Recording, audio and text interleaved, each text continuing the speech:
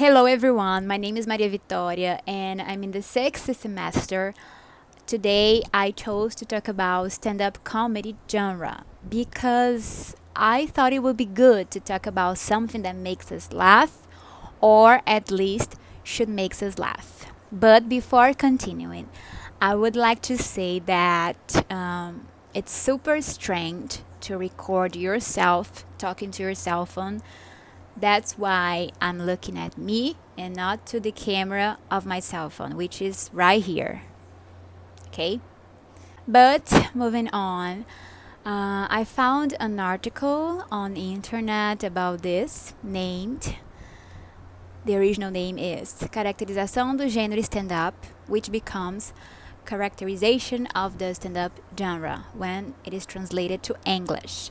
It was written by Valdete Aparecida Borges Andrade and Maria Aparecida Rezende Ottoni, and it was published in 2017. Before presenting the article, I would say that I thought the stand-up comedy was not a genre with rules. I thought it was a genre you could do the way you wanted. I guess it was because I have seen so many stand-up comedy shows on YouTube and they are always so simple.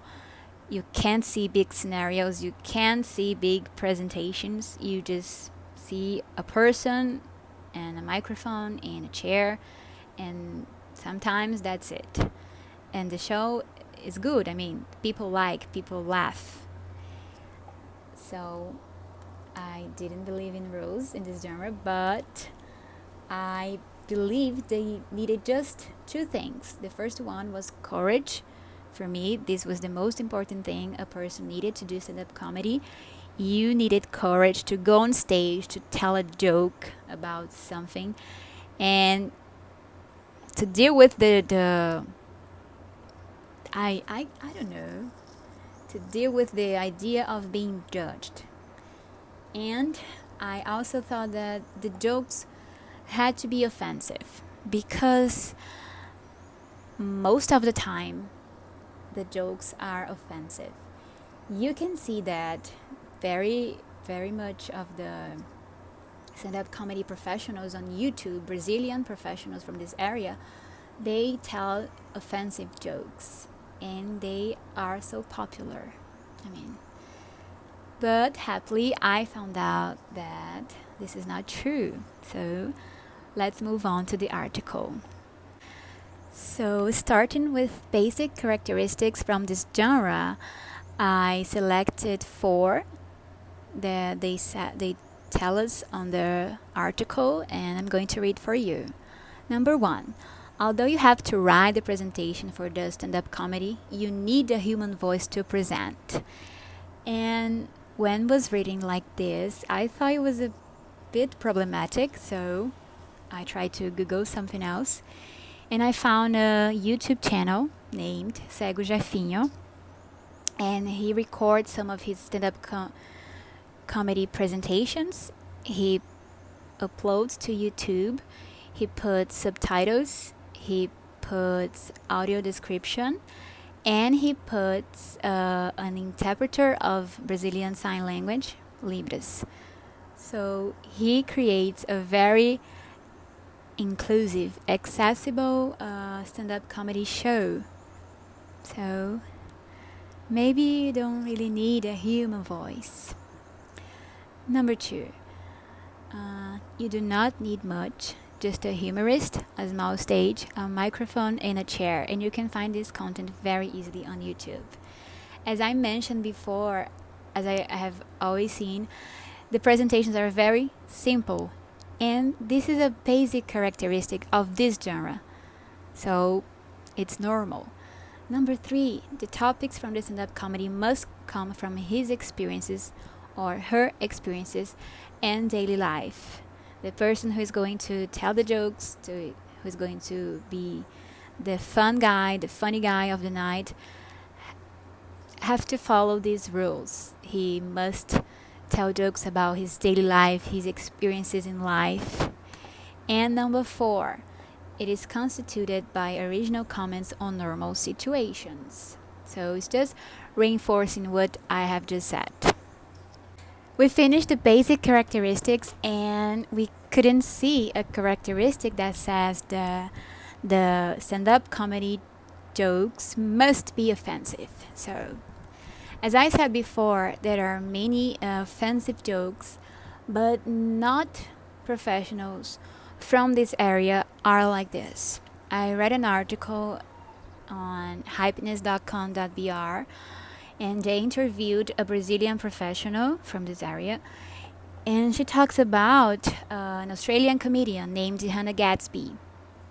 Hannah has a show on Netflix. It's in the stand-up comedy format, so it's very simple. But Hannah criticizes.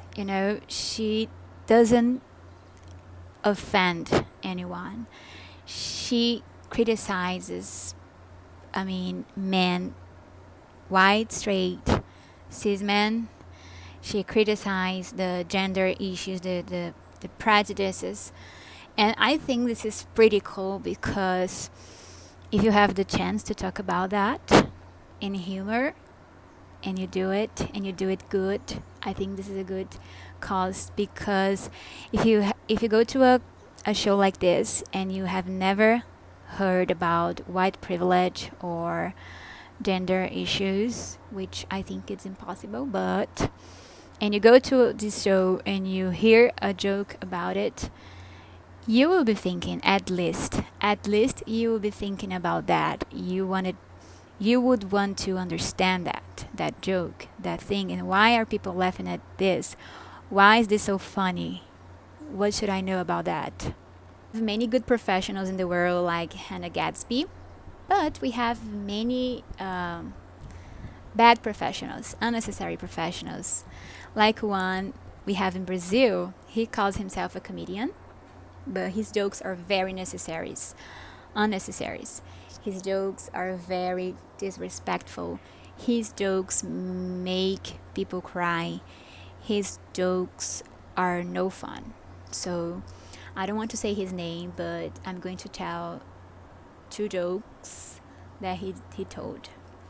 Once he was doing a stand-up comedy show wearing a cap that said, "Make Brazil with Z great again." And he told that a politician named Maria do Rosário did deserve to be raped. And why did he say something like that? Because once Presidente Bolsonaro told to this woman, to this politician, that she didn't deserve to be raped because she was too ugly. So, I don't know, the head of this comedian, he thought it would be funny if he did a joke again about it. So he did, and he said that she deserved to be raped.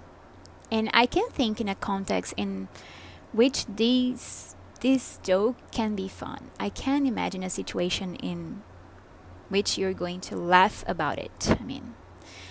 Other episode with this man, he called Michele Rafael Maximino a cow. The woman was Brazil's biggest milk donor.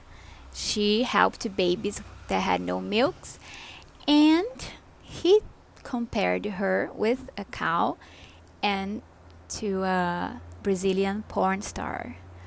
Of course, this woman, Michele, was very hurted about these words because he spoke this to millions of people in his TV show, in his TV program. I don't think this is fun. I don't think this is humor when you offend someone.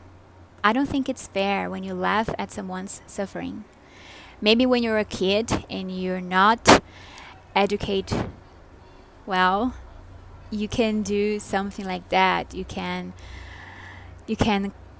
commit bullying, which is bad too. But he's a grown man, so now this stand-up comedy doesn't sound very fun, but we have many good professionals as well here in Brazil, like Tata Werneck, Samantha Schmutz, Gregório do Vivier, Paulo Gustavus, and many others that do not need to humiliate someone, do not need to offend someone. And if you go try to find some of the videos of these comedians on YouTube, you will find that they follow these basic characteristics of this genre. They have a simple stage, a small stage.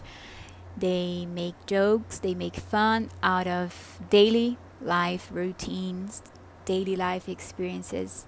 So it's really correct. The rules, they really exist and they are really followed. The article also talks about the distribution and consumption of this genre, and it occurs on the entertainment industry.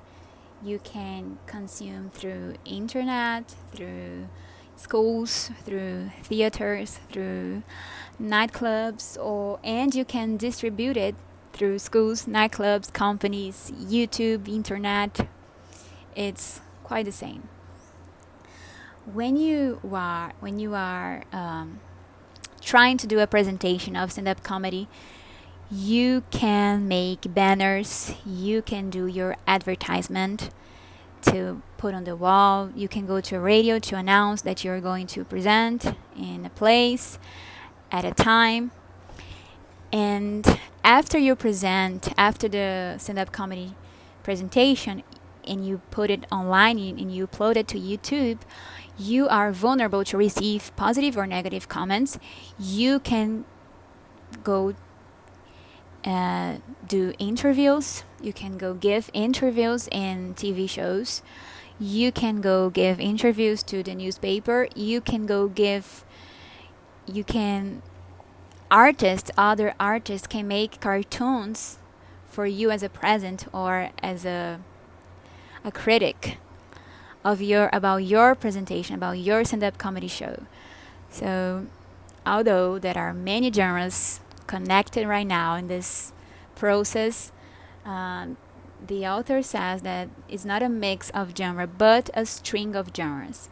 And as a letras student, I guess this is interesting to know, this is interesting to realize, because the genres are always connected somehow. So, and with this last information, I finished my presentation. I do not have anything else to say. I'm trying to see here, and no, I do not have. I hope you have liked and enjoyed my presentation and have learned as much as I did about stand-up comedy. And my bibliography is in the video's description. So, thank you very much. Bye bye.